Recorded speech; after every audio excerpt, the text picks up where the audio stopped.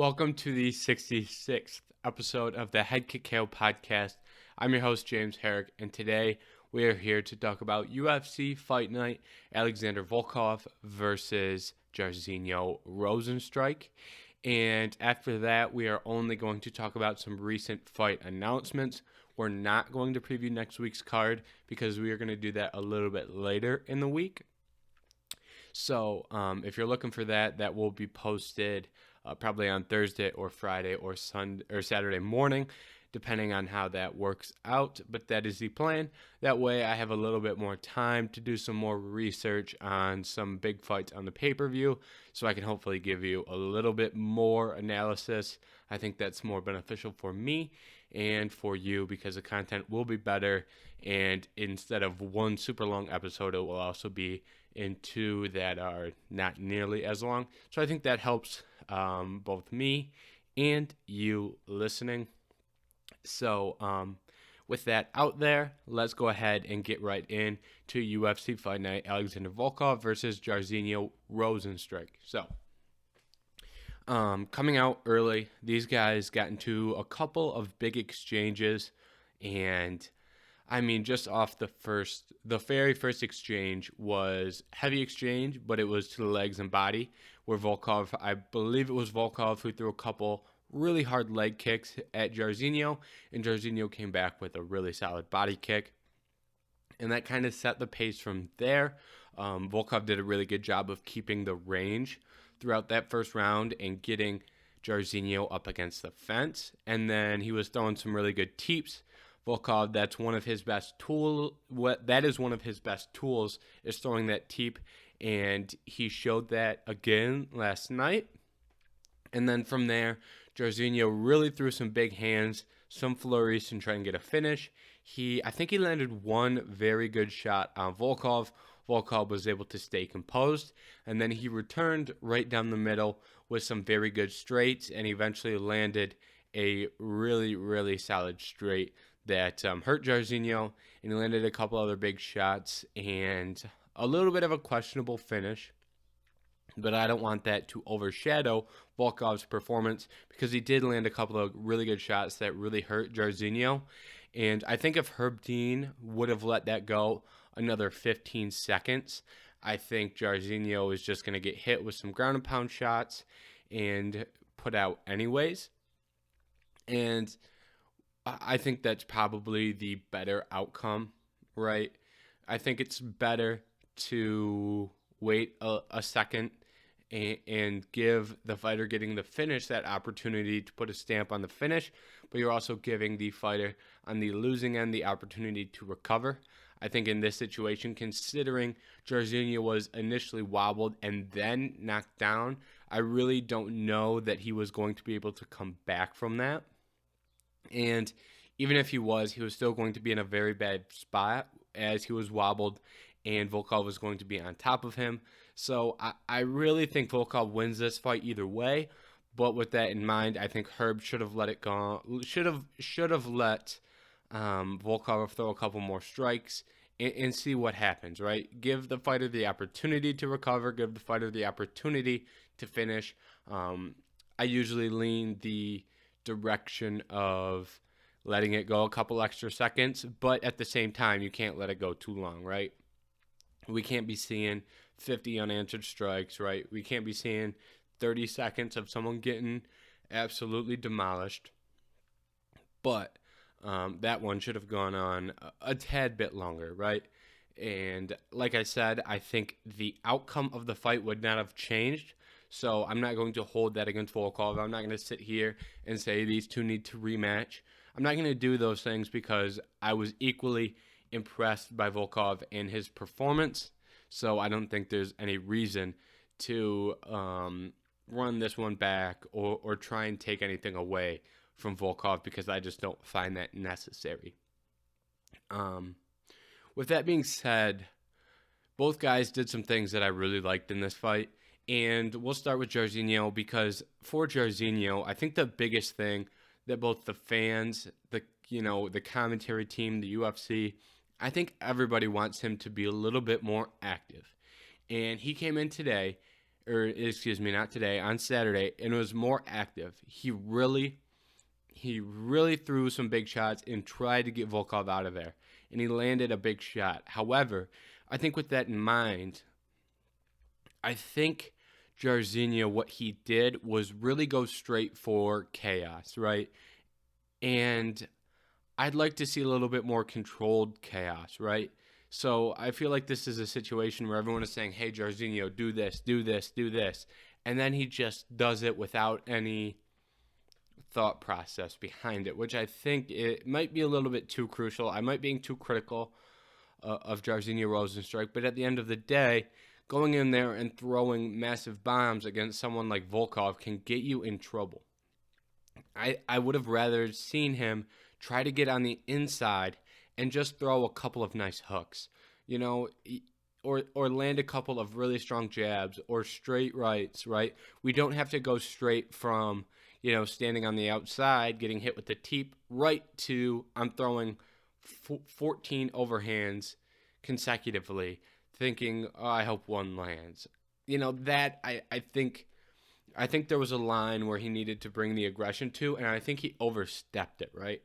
And I'm not out on Jairzinho Rozenstruik yet, just because he still has that knockout power and he has a lot of talent. I think right now he's just working through some kinks, right? I didn't see anything in that fight that made me go, oh no, Jairzinho Rozenstruik can't compete in this division. I didn't really see that. I saw someone that needed to make a couple of adjustments, right? He's just not in the best form or best, position that he's ever been in.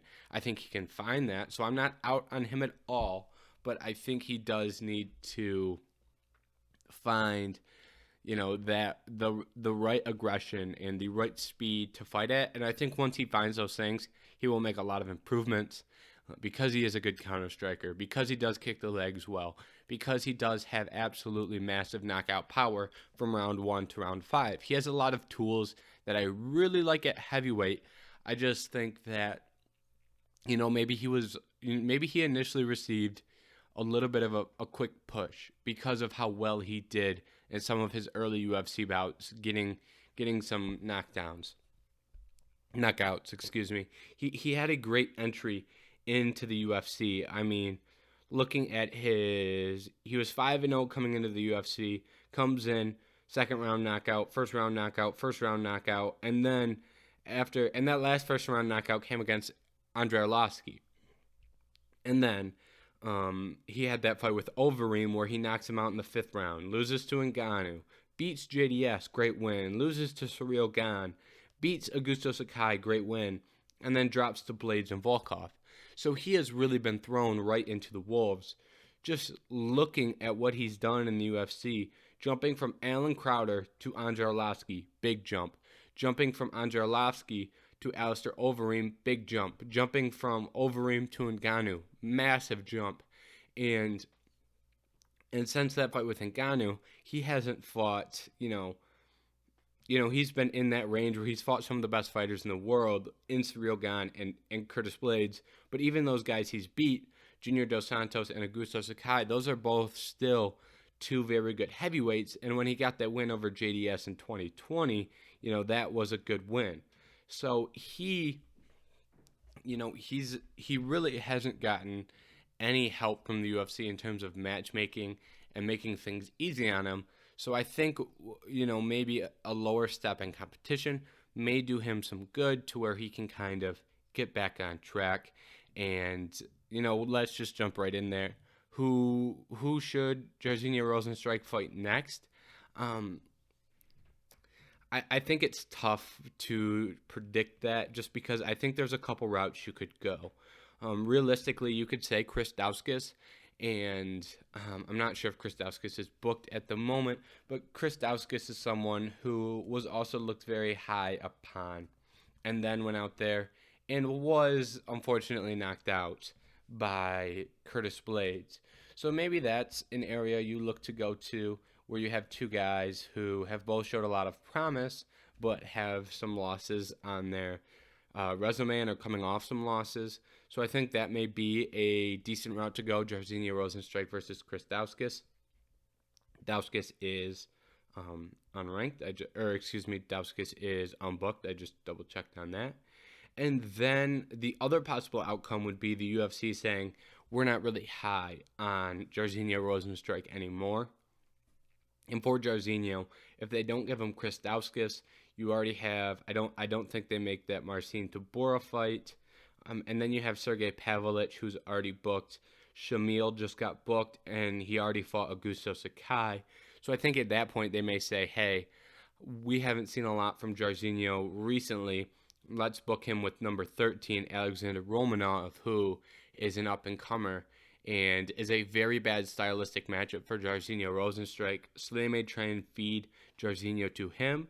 So I think predicting Jairzinho's next fight really comes down to what does the UFC want to do with him. Do they want to feed him to someone younger that can get a win over someone like Jairzinho Rozenstruik to help propel them into the top 10 of that division? Or do they want to keep him in there with some good fighters like Chris Dauskas? So I think this one really just depends on what you are expecting the UFC to do with Jairzinho Rozenstruik. But I think those are two very possible outcomes. Now, we kind of went out of order here, but now let's talk about Alexander Volkov. And I really don't have as much to say about Volkov just because this is a less complicated scenario than Jairzinho. But for Volkov, he looked good again in this fight. And I don't think that Tom Aspinall fight was really his best performance. And then outside of that, his losses are to Ciryl Gane, where they went to a unanimous decision. Ciryl Gane, obviously, we've seen he is a tremendous fighter. And then prior to that, you have to go all the way back to 2020, where he was out-wrestled by Curtis Blades. That's a very bad stylistic matchup for him once again. And then if you want to go even further back, his last loss prior to that was in 2018 when Derek Lewis knocked him out with 11 seconds left. And if that fight went to a decision, Alexander Volkov was going to win that fight on the cards. So at the end of the day here, Volkov is, coming into this, I think people were a little low on Volkov, and I was too, right? I wasn't giving Volkov his flowers per se, but if you look at the overall scheme of things, he is 1, 2, 3, 4. He is 5-3 in his last 8, right? That's not terrible. If you extend that one more, that'll give you his loss to Lewis. But if you go back further than that, now you're looking at wins over Verdum, Struve, Nelson, and even more. So he really has only lost to the top tier of that division, with one of them being a Hail Mary last second KO win, which is still a loss on his record. But then you're looking at top tier talent like Aspinall and Gane, and a really bad stylistic matchup against someone who's also a top tier talent. So what I'm trying to say here is that I'm still very high on Alexander Volkov. Do I think he's going to be a champion? Probably not, but that's just because he has to go through some guys like Blades, who's a very bad matchup. Or Tom Aspinall, who seemed to be a very bad matchup for him. So I'm not sure that Volkov is going to be a championship fighter, but I think he can still do damage in this heavyweight division for a long period of time. And now, when it comes to booking Volkov, you're really, in a bind here because of all the things I just listed. If you look at everyone, all the names I mentioned Ciryl Gane, I mentioned Curtis Blades, I mentioned Derek Lewis, and I mentioned Tom Aspinall. Those are 4 of the guys ranked ahead of him in this division. And the others are Stipe and Tai Tuivasa. So he really isn't in a great position because the 4 most recent fighters to beat him are all ranked ahead of him. And the 2 guys who are not, the 2 guys that are not, who he hasn't fought, those guys, he's not going to get fights with those guys, right? He's not going to get that Tai Tuivasa fight, and he's not going to get that Stipe fight. And so, what do we do with with Alexander Volkov? I think after that performance, you don't move him down in the rankings, because you don't have him fight someone lower in the rankings, because you're still looking at someone like Chris Dauskas or a Massine Tabora or, someone like that. I think a name to keep an eye out on would be Sergey Pavlich and Derek Lewis. I think that may be, a fight that could potentially yield an opponent for Alexander Volkov. That fight can go a number of ways, right? If Derek Lewis loses that fight, I'm not sure what they're going to do with him. Maybe Alexander Volkov could step in there and say, hey, I'm willing to fight Derek Lewis. I know he just lost, but I really want to, avenge, a loss that I had that I feel like I was fighting well in that fight. Maybe he could get that fight. If Pavlich goes out there and loses a 3-round decision in a very close fight where people go, wow, Sergey is very good, he just wasn't able to beat Derek Lewis. If that happens, maybe he still is fighting up in the rankings and fight someone like Volkov. If Pavlich wins a decision, maybe you give him Volkov. I think if Pavlich knocks out Derek Lewis, he's probably fighting someone a little bit higher in the rankings than Volkov, but that's just one fight to look out for. Other than that, I'm not really sure what direction they would want to go with Volkov. Maybe, even Marcin Tabora is someone that Volkov has beat recently. So there really aren't a lot of great options for Volkov. But at the same time, I think that really speaks to his longevity and productivity in the heavyweight division, to where you look at the rankings and he has fought almost half of the guys who are ranked at heavyweight. There just aren't a lot of guys that Alexander Volkov hasn't faced. And I think that is a testament to how good he is, because a lot of fighters, if they were forced to go through the gauntlet that Volkov went up against, they would no longer be in the UFC because they would have not won any of those fights, right? They wouldn't be ranked anymore because they lost a lot of those fights. So I think that's really just a testament to how much work Alexander Volkov has done inside the UFC. He's been in the UFC since 2016. He has stayed active, and he has fought the best in the world. So I'm not sure where they go with Volkov, but I think he will receive an opportunity to climb in the rankings, even if he has to, take one more fight against someone that isn't a great matchup, or isn't really ranked highly or viewed highly. I think eventually, once we get some fights to play out and once we get some dust to settle, I think that we will see a booking for Alexander Volkov.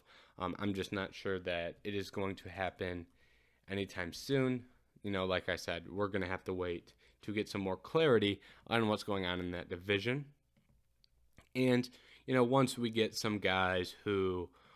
that title active again, once we figure out where John Jones stands, we can figure out where Stipe stands, and we can really start matching some guys up, and we should start moving things along at heavyweight, which will be a very big opportunity, or should create some big opportunities, I should say, for Alexander Volkov. Now, let's move to our co-main event, and I think our co-main event has the biggest winner of UFC Fight Night, Volkov versus Rosenstrike. Just looking at that fight, Mozzarov versus Dan Ige, Mozzarov looked tremendous. And I think the thing with Evelev is you really want to see how he does on the feet, right? Everybody knows that he is a tremendous grappler. Everybody knows it. And for him to come in and do a lot of work on the feet with Dan Ige, I think was really impressive. He showed a lot of tools that I really liked. He showed a lot of crisp and clean boxing that I really liked. He landed that big flying knee early that really changed the course of that fight. I really liked that. And there were a handful of other big shots that he landed. Nothing crazy other than that flying knee. It was a lot of, that's a big right hand, or that's a nice counter. Nothing too wild, but a lot of good work. And I don't think a lot of fighters that aren't named Dan Ige make it through that fight. He is fighting at 145, so there are a lot of warriors in that division, right? You've got your Yairs, you've got your Caters, you've got a lot of tough, Max, Volkanovski, Korean Zombie. You've got some of the most durable fighters in the UFC are in that division. So maybe he doesn't get a lot of finishes just considering who he's going to face in the future. But that's not a bad thing because he can go out there and do some good work on the feet. But also his grappling will lead him to a lot of the wins in the future. And if I were to poke a hole in his game, he needs to grapple more, right? I'm not sure that many fighters in the UFC really match up with him in the grappling department. And, if you want to poke holes, maybe you can say, well, Bryce Mitchell would be able to go with him. Who knows if he ever fights Bryce Mitchell. But what I do know is he's going to have a grappling advantage in a large majority of the UFC fights for the rest of his career. I can tell you that almost certainly.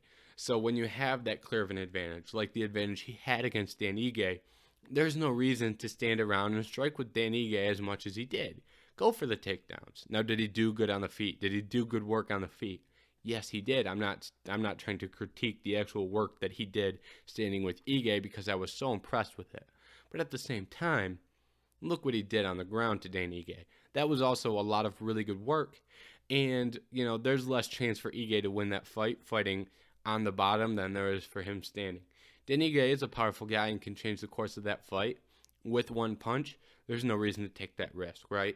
And in the future, if he's fighting someone like Josh Emmett or Cater, or Arnold Allen or whoever, there's no reason to take that risk or throwing with those guys when you are that much better of a wrestler than them. Just go out there and out-grapple them.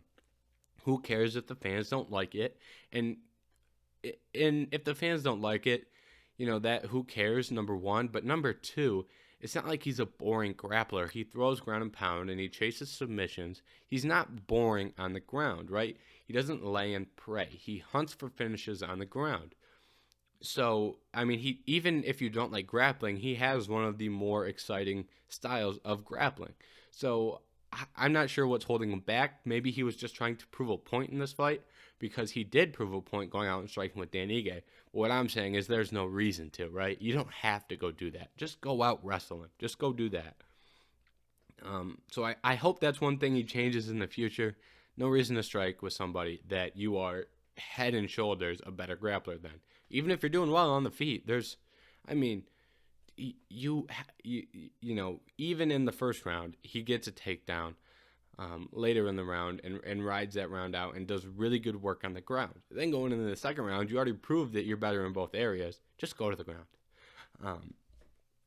Now, I'm definitely being a little bit too harsh on him because he did look tremendous.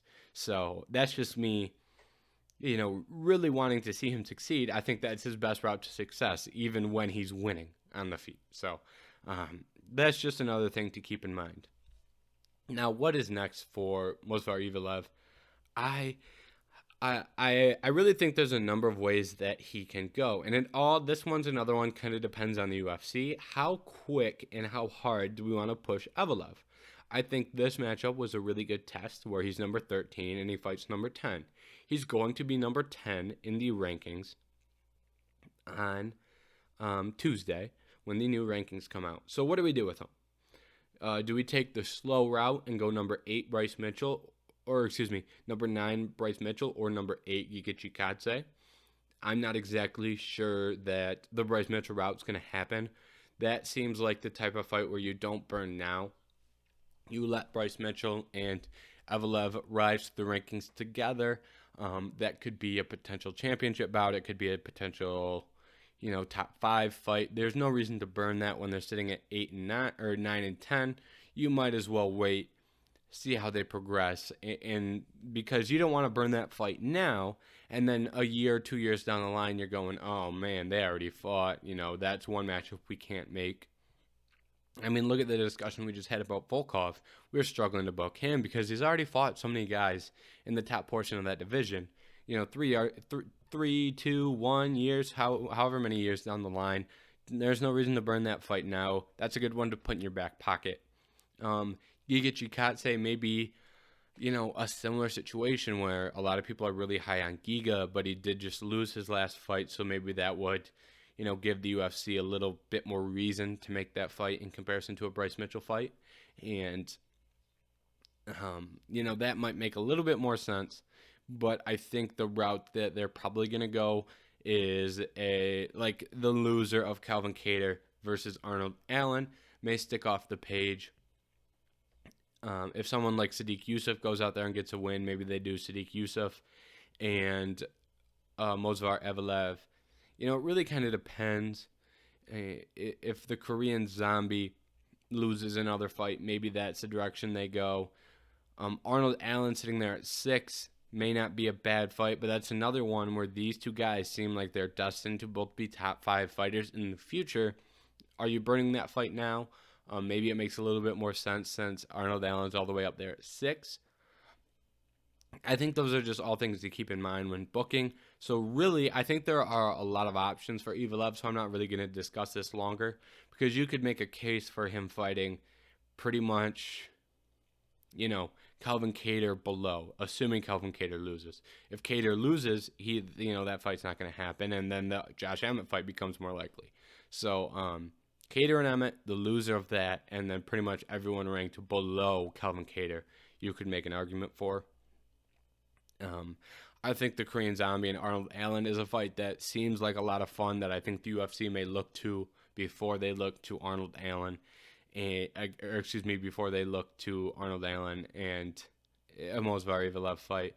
So I think realistically, Giga Chikadze may be the direction that they go, but who am I to tell you exactly what the UFC is going to do? Now, on the flip side of that, we have Dan Ige. Now, on the outside looking in, Dan Ige is in a tough spot, right? If you were to boil it down to as simply say, he's lost 4 of the last 5, you'd probably be not very high on Dan Ige. But when you get out the shovel and you dig into what Dan Ige has faced, he's got a loss to Evelev, Josh Emmett, the Korean Zombie, and Calvin Kattar, with 1 win with a 22-second knockout against Gavin Tucker. And then prior to that, he was on a pretty good-sized win streak. That's 6 fights.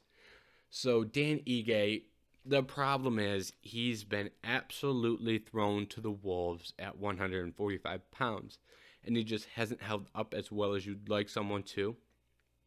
And Dan Ige is not particularly old. He's not particularly young. He's sitting at 30. 30 it can be old in the fight game, but it also can be young, kind of depending on how much damage you take. At the end of the day, Dan Ige is also in a position where I'm not exactly sure where the UFC is going to want to go with Dan Ige. He's going to slide in the rankings. I think it's possible that we just see Dan Ige against some warriors at 145 and we just put him in fun fights. That may be the direction that they want to go. There are a lot of guys at 145 pounds who are incredibly exciting, but they're going to struggle to crack the top 10. I mean, look at Shane Burgos sitting at 14. I'm not sure that he beats Evelev, Bryce Mitchell, Giga Chikadze, Josh Emmett, but I will always respect Shane Burgos and his ability to go get in a war and really do a lot of damage in some fights. Look at someone like Edson Barbosa at 12, who was unable to go out there and beat Bryce Mitchell, who's the 9th ranked fighter in the world. I just think that featherweight is so deep that we're going to see a lot of guys in similar situations to Dan Ige, where you're in the 10 to 15 range, or maybe you're not even ranked. Someone like Charles Jourdain, where you go out there and you consistently put on great performances, but it's just unknown if you can crack into the top 10. Once again, that's not necessarily Dan Ige's fault because of how good the top 10 in this division are, right? Similar situation to lightweight, where that top 10 is a hard division to crack. And I think that's a situation we're going to see with Dan Ige. And with that being said, I could see his next fight being anyone from someone like Sadiq Yusuff or Edson Barbosa, or maybe we see him fight someone unranked who's on the come up at 145 pounds. It's really hard to put a finger on a name and say that's the direction they're going to go, because I just don't think there's a clear answer to that question for Dan Ige, unfortunately. But I think that's just the way it is. Now, those were all the ranked fights on the card, so now we're going to go a little bit quicker through some of these other fights that I have, some things to say on, but not a lot to say. Lucas Almeida versus Mike Trezzano was a tremendous fight to watch, very entertaining, and eventually Lucas Almeida landed the shot that ended that one. And I think watching that fight, it was just once you watch a couple minutes of that, it was like someone's gonna land and end this, but who's it gonna be? And it ended up being Almeida. Karine Silva got a really nice Darce choke finish. She has great Brazilian Jiu-Jitsu, so I'm really not sure what her ceiling can be in the UFC, because I do think, she has some cardio problems potentially, but if you go out there and keep submitting people in the first and second round, we're not going to have to worry about those issues. And I'm interested to see where the UFC goes with her, but she is someone to keep your eye out, because especially at flyweight, she has tremendous submission skills, and she's very good at utilizing them. I think there's a lot of fighters who have great Brazilian Jiu-Jitsu who go, okay, I'm going to lay on my back and chase submissions, and they end up losing 3-round decisions. I don't necessarily see that out of Karine Silva, so I think that is a very good pro and a very good thing I'd like to see out of someone early. So I will be keeping my eye on Karine Silva, and I think she has a lot of potential. Now, Oda Osborne versus Zakkur Adachev. Oda Osborne, at the end of the day, is in a similar situation where, man, it's not grappling for Oda, but if he touches you early, he will absolutely knock you out. Whether that be his fight with, I believe it was Jerome Rivera. I believe he knocked him out pretty badly. This fight with Adachev, he landed that shot. It was Jerome Rivera who he knocked out. And in this one with Adachev, he lands a really, really nice counter hook and absolutely puts Adachev out. And Oda probably is going to crack the rankings now. I'm not really too sure, just because I really struggle to follow what they do at the flyweight rankings, but that's a whole nother story. I could give you complete rants about the UFC flyweight division, but even if he's not cracking the rankings just quite yet, he's in a pretty good position to do so soon. And if he were to crack the rankings, I think Amir Albazi would probably be a good entry. He's sitting at number 13 in those rankings. Now, Alonzo versus Asgar Mozzarov. Well, let's just say this. Asgar Mozzarov looked a lot more like 19-12 than he did 27-9. For those who don't know, his Tapology record was adjusted from 27-9 to 19-12 over the course of fight week. And I think that 9-12 record is a lot more telling of his skills.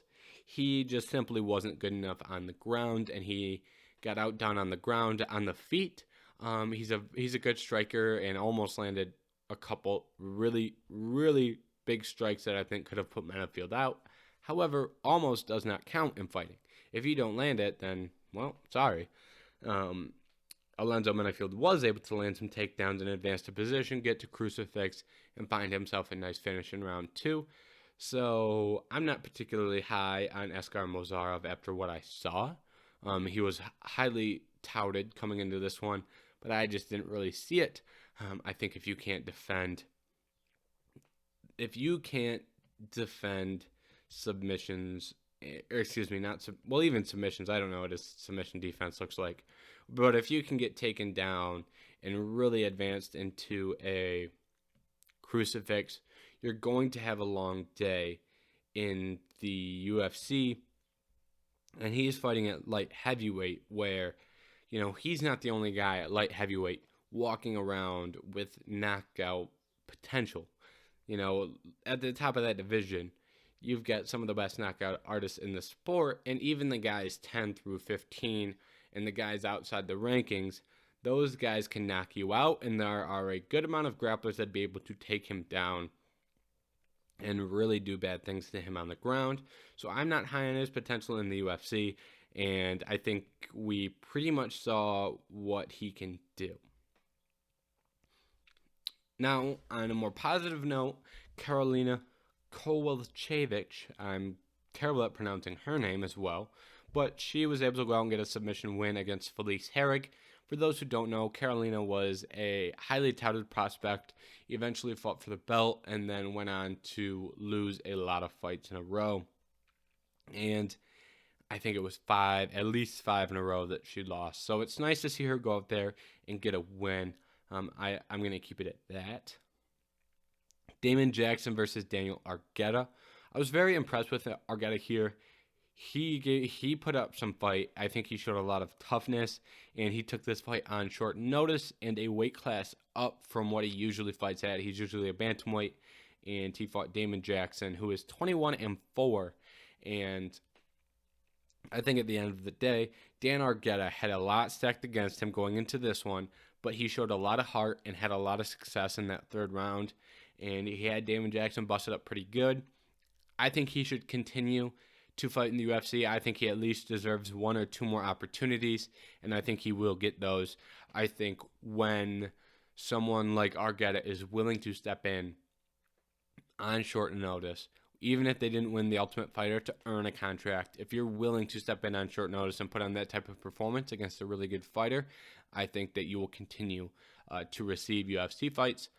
See Andre Petroski, who did not win the UFC Ultimate Fighter, but he did, step in on short notice, and he has been, hasn't been a world beater, but he's got a good win over Nick Maximov.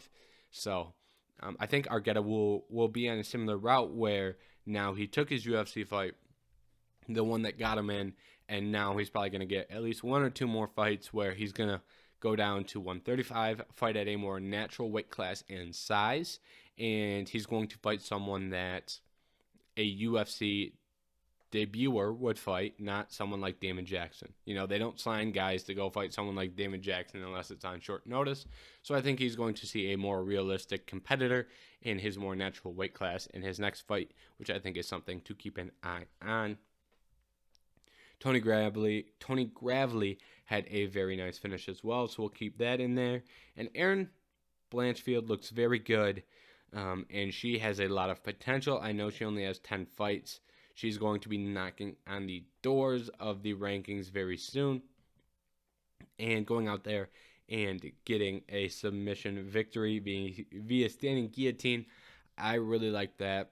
I think she's shown some very good abilities for that women's, I believe, flyweight or women's flyweight division. And she already has a win over Miranda Maverick, which is a very good win.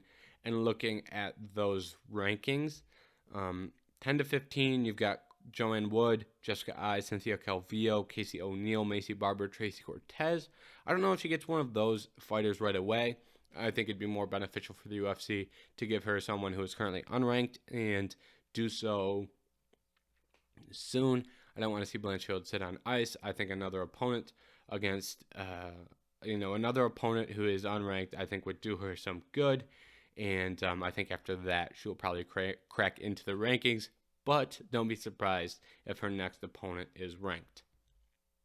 Now that we are done talking about UFC Fight Night, Alexander Volkov versus Jairzinho Rozenstruik, we are going to talk about 5 fight announcements. We've got one prospect, one massive fight, and then a couple of in-betweeners that I think are notable to announce. And after that, we are going to get out of here. Now, like always, we are going to go by date, right? Not the biggest ones first. We're going to go by date. So July 2nd is the first fight that we have up, and that is Ian Garry versus Gabe Green. Now, Ian Garry is a prospect. Is he, tremendous? A lot of people will say no. Is he likable? A lot of people would say no. However, a lot of people would also say yes to those questions. So I think right now the jury is still out for Ian Garry, and I think this is a decent level of competition. If you can beat Gabe Green in good fashion, that legitimizes your ability in the sport. If you can't beat Gabe Green, that kind of shows where you stand. So I think even if you're a fan or a hater, you have a reason to be interested in a Ian Garry fight. And this one is a good level of competition that could help either one, whether you're a hater or a fan. So I think it's notable. Matt Schnell versus Samujjarin.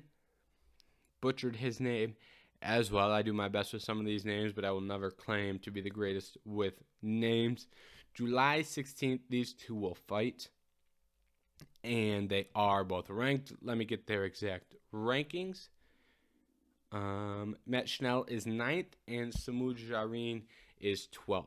These are both very good fighters. I was really impressed by both of their last fights, so I think this is a good level of competition, and the winner will have a good opportunity to fight guys ranked ahead of them. So I think this is a very good fight and good matchmaking by the UFC. Now, on August 13th, we will see Alexa Grasso versus Viviane Araújo. This is another one, great matchmaking. I really have no complaints here. Araújo and Grasso are two fighters I am very high on, and this is a good opportunity for both of them. When you're looking at this 125-pound division, we have talked about this ad nauseum, but Valentina Shevchenko has beaten fighters 1, 2, and 3 in that division, and she is currently booked to fight number 4. Alexa Grasso sits at 5. Viviane Araújo sits at 7. That gives one of them a good opportunity to break into the top 4 and get a little bit closer to title contention. In number 6, Manon Fior is fighting number 1 in Caitlin Chookagian, so that's another opportunity for Fior and Chookagian to, more for Fior to break into that top 4. So I really like the direction the UFC is currently going at the women's 125-pound division. I think at the end of the day, if we can see some wins out of Grasso, Fior, or Araújo, they may be able to go out there and fight with Shevchenko, and they should have a decent amount of time because Shevchenko is either going to lose to Talia Santos and they'll do a rematch, or she will beat Talia Santos and test the waters at 135, it seems. So the UFC is in no rush here, and they have laid out some very good groundwork to get Valentino a new, fresh face at 125 pounds, and they also have time to promote that fighter. So no complaints there. I really like what they're doing and how they are kind of changing the landscape of that division. You have no complaints from me from how that division has been booked so far. Now, Robert Whittaker versus Marvin Vittori is the biggest fight that we have to announce that will officially take place at UFC Paris September 3rd. This has been booked, then Whittaker got injured, and then this has been a rumor for a while now that they were going to fight on this date on this UFC Paris card, but now it is official. Once again, very good matchmaking. Both of these guys have lost to Israel Adesanya, and both of these guys are guys where if you give Whittaker someone outside of the top 5, or if you give Vittori someone outside of the top 5, you're probably not looking at the most competitive fight because they are both great fighters who are just unable to become a champion. So you might as well give them a fight against one another. And they're going to Paris, so that, I believe, eases some of the travel problems for Vittori and Whittaker. Actually, I don't know if Vittori lives in I think Vittori may live in the United States, so I'm not even sure that may be wrong. I know Whittaker does still live in Australia, but I guess I don't even know if Vittori lives in Italy or not still. Regardless, that's a good fight. UFC Paris, someone of Italian origin at minimum, should be fun to have on that card. Now, the last fight we have to announce is Jairzinho Almeida will be fighting Shamil. And if you have ever heard me speak about Shamil on this podcast before, you know we don't even bother with the last name because I can't say it, so we just call him Shamil. And every time I tell you I can't say his last name, so you know exactly who I'm talking about. We're talking heavyweights. So Jairzinho Almeida will be moving back up to heavyweight. He was coming up at he was coming up at 205 pounds, was really struggling to get fights, so he eventually just said, screw it, I'll fight Parker Porter, and he absolutely dominated that fight, and they said, all right, hey, have a ranked guy at heavyweight, and he said, all right, and now he's fighting Shamil. So if Jairzinho Almeida can get himself a win against Shamil, he will be ranked at heavyweight, even though he was coming up at 205 pounds. I'm interested because I was really impressed with what he did against Parker Porter, but doing that against Shamil would be a big step up in competition. So if he can continue his trajectory, it'll be interesting to see what he can do.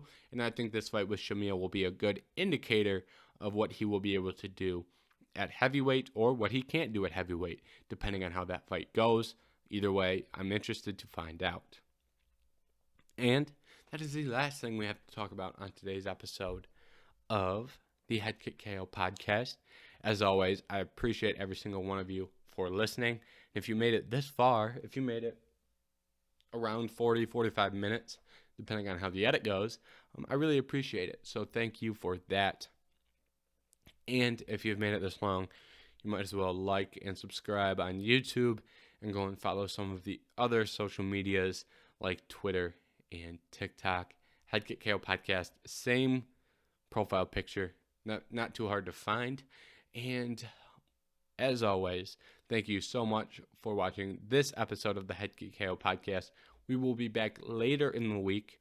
You don't have to wait all the way to next week. We will be back later this week, Thursday, Friday, or Saturday, depending on how the week goes. Probably Friday is my prediction. But we will be back then to give an in-depth breakdown of UFC 275, I believe it is. But I know it is headlined by Glover Teixeira and Yuri Prochazka with a co-main of Valentina Shevchenko and Talia Santos. So, like I said, thank you so much for watching this episode of the Head Kick KO podcast. Goodbye.